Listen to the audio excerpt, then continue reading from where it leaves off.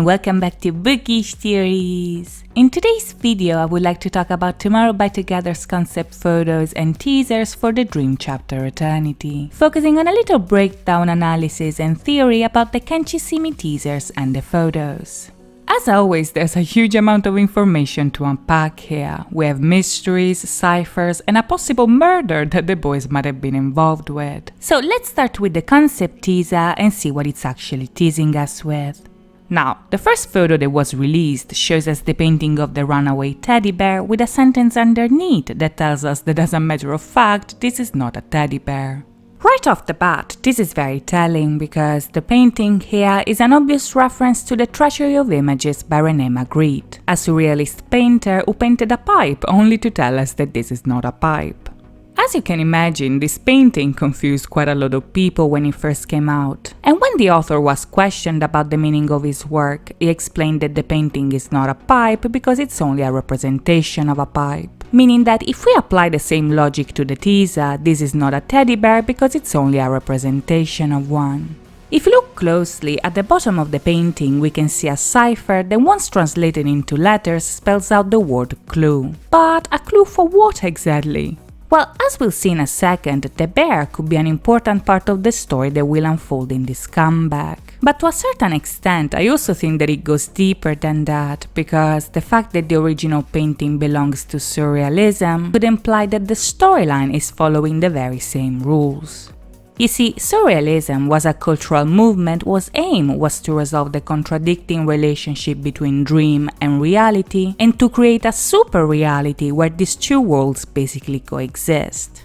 Now, if you watch my video about the concept trailer, then you know that this idea is very consistent with the overall concept TXT is going for, because their storyline takes place between two different worlds as well.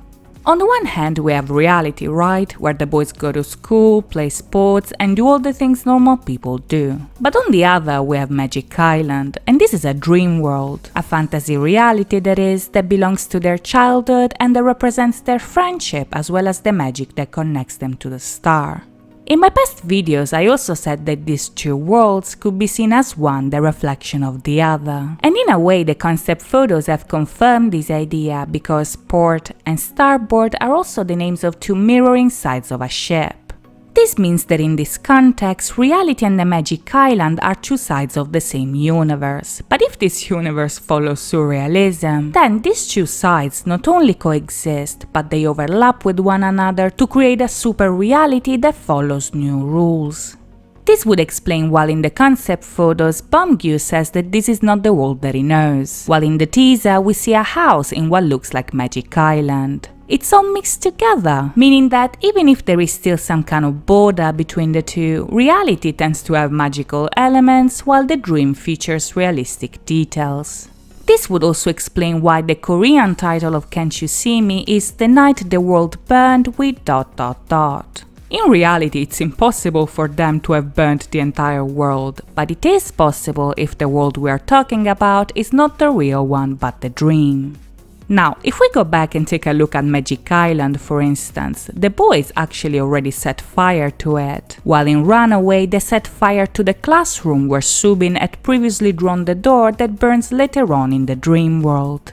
In the Can't You See Me teaser, we see that this time it's a house that is burning, but at this point the location doesn't really matter because these three videos are showing us the exact same thing in different ways. This is because the boys here are stuck in a time loop, so even if they change things here and there, they always end up guilty of the very same crime.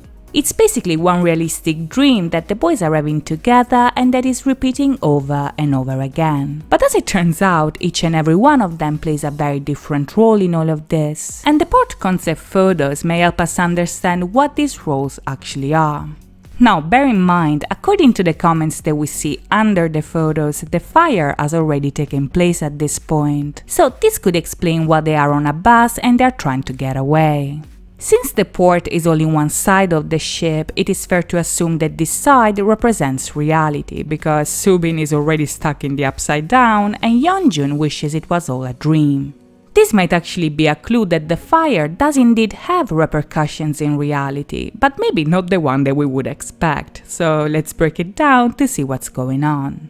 Now, in the photos, all of the members are associated to ciphers that once translated spell out different words and the titles of 5 different books or movies. In Yeonjun's case, for instance, his word is guilty and the movie he's associated with is Paranoid Park, which is about a teenager who accidentally kills somebody while trying to board a train. Now, this is a huge clue that we have here, because this association not only reinforces the idea that Yeonjun is the one to blame for the fire, but also that this crime led to the death of somebody. This is actually something that might have been foreshadowed in the individual teasers of Can't You See Me. But to be honest with you, I also think that these videos are meant to fool us, because what looks like blood may actually be just food. I'm saying this because in teaser 1 we see a lot of red food on the table, and behind Bongyu somebody is actually throwing food, so this could be a possible explanation to the mess that we see around the boys. But if this is the case, how did a food fight escalate into a murder? Well, let's find out. In the second teaser we see that something sketchy is taking place, because Yeonjun here is setting the house on fire on purpose. This is something extremely out of character from him, but in the previous scene we also see that the boys are being possessed, which implies that everything that we see happening is not actually their fault but someone else's. This makes sense because in the photos Yeonjun also says that somebody was trying to divide them, and as a matter of fact whoever was trying actually succeeded, because after the incident Subin gets stuck and the others cannot see him anymore. But who is behind all of this, you may ask?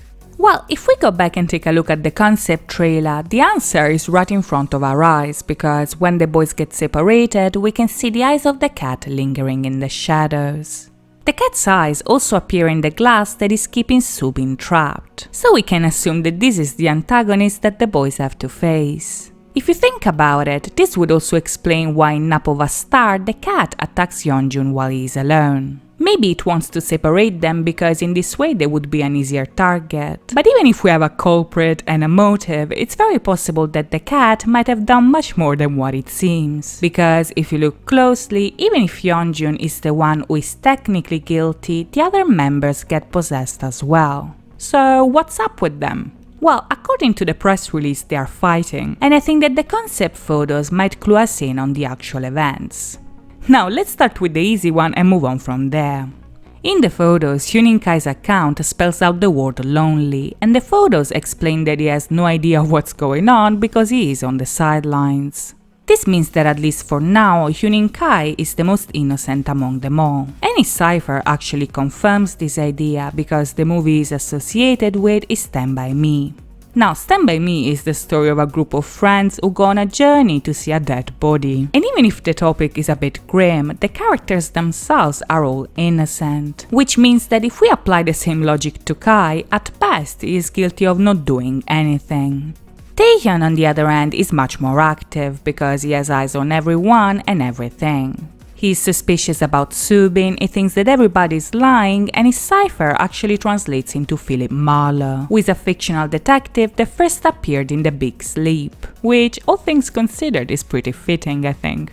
What's interesting here is that out of all the members, Taehyun seems to be able to see Subin even if the others cannot. And to a certain extent, this fits my theory that Taehyun might have a bigger connection to the star than the others.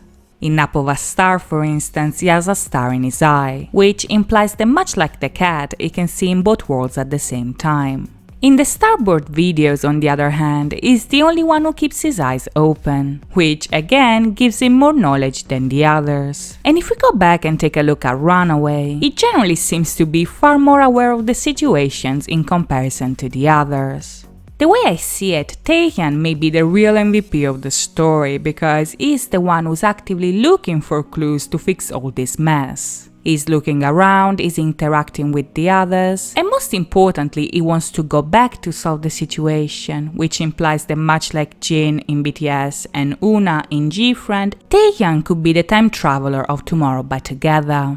Another detail that makes me think that this could be the case is that Taehyun is the one who carries the main clue with him. Now, as I mentioned earlier, this teddy bear is not a teddy bear because it's only a representation of one. But judging by what we saw in Runaway, the bear is much more than that, because Yeonjun's wounds get transferred onto the doll.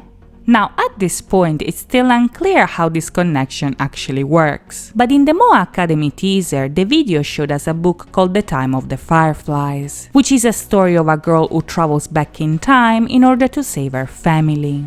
What's interesting here is that this girl is also connected to a possessed doll that is cursing her family. So if we apply this logic to our story, it's possible that the cat is actually possessing the boys through the doll. Now, this is all fun, right? But if Taehyun is doing so much detective work, then why is he suspicious about Subin and not about Yeonjun? Well, as Subin's photos show us, there's actually a misunderstanding involved, meaning that even if we know that Yeonjun is guilty, the boys might think that Subin is to blame instead. I'm saying this because in the teaser, Yeonjun breaks the fourth wall and signals the audience that what he's doing is a secret. And in the photos, Subin is associated with a movie called Le Doulot, which is about an ex-convict who becomes an informant for the police. This means that in the eyes of the others, Subin is untrustworthy, but from his perspective, he is the one who is being wronged because in the photos, he doesn't understand why he's the only one who is suffering. Now, at this point, things start to get tricky because, as it turns out, Subin is not the only one who feels this way, because the word Bumgyu is associated with is unfair. In a recent V-Live, Subin actually spoiled that Bumgyu feels treated unfairly because somebody hit him. But the photos here are intentionally misleading about this, because if on the one hand Kai says that Hyung isn't that kind of person, which can basically be about anybody, Taehyun saw something but cannot believe what he saw. Now, logic would say that they are talking about Yeonjun, right? Him being the baddest of them all. But in both photos and videos, Bumgyu and Yeonjun seem super close. So I think that since there is a misunderstanding involved, the boys are actually talking about Subin. The way I see it, this is how it goes. The boys are playing around, right? They're having fun and throwing food. But at some point they get possessed. Subin loses control, he hits Bumgyu and the others witness what he has done. If you remember, in Magic Island, Subin is having nightmares, so it's possible that he is being targeted by the cat. But all of this is just a diversion, because while the others are being distracted by the fight, Yeonjun sneaks out and actually sets fire to the world, which leads to the boys running away and to Subin getting stuck. Since the fire supposedly caused the death of somebody, this would also explain why Bumgyu's comments are so sketchy in the photos. Because at first he questions who is the liar, then he says that he has nothing to hide, but after he wonders whether it was all his fault. Even if he's not the guilty one, he definitely played a part in whatever happened. And since his cipher is The Catcher in the Rye, which is a book that deals with the loss of innocence and a sense of alienation, Bumgyu here is definitely going through something. Now, at this point we get to the million-dollar question, which is, who died? Well, initially I thought that the possible victim was the girl that we saw back in Magic Island, which appears right before the fire and then disappears without a trace. Since this possibility didn't really satisfy me, however, I decided to get creative. So my second guess is actually Hyunin Kai, because he's the most innocent one, and in Up of a Star he appears as an angel in a literal graveyard. Once again, however, this solution wasn't too convincing to me, because in the photos Kai is actually holding an umbrella, which means that at least for now is sheltered from adversities. This leads me to the third and final option, which is that the dead one, or at least who they think is the dead one, is none other than Subin himself. Now, hear me out for a second. So far we know for sure that after the incident Subin is invisible to them. Even if they look together, Subin is stuck in the dream while the others are back in reality, so the members cannot see him, and both Yeonjun and Bumgyu blame themselves for what they've done. Taehyun, on the other hand, is super set on the idea of going back in order to change what happened, which means that whatever happened is not fixable until they undo what they have done. This could really mean that Taehyun wants to go back in time in order to save Subin from dying. And another clue that may confirm this is the ghost that is mentioned in Magic Island. Now, this ghost appears in a mirror, right? And in the concept trailer we see that Subin is behind a glass and is asking for help. This could imply that Subin is the mirror ghost trying to contact them from the other side. But since Taeyeon went back, the boys received the message in another timeline where there is another Subin still walking around. Now, this doesn't necessarily mean that Subin is really dead, but what counts is that the boys think that he is, because this event is what triggers the time loop in the first place. You see, in Starboard, we get the sense that the key to unlock their real power is them being together. So that's their main goal, right? But we also have the cat that is working against them. So every time that they go back, there is always something that goes wrong. In the Melon Music Awards performance, however, we actually see that the boys eventually manage to defeat evil and come back together. But for now, the ending is still far away, I think. So this is what we are dealing with up to this point. I honestly cannot wait to see how wrong I am when the video actually comes out. But in the meantime, I hope you guys enjoyed this video, and if you did, please think about liking and subscribing. As always, thank you so much for watching, guys. I'll see you next time. Bye bye!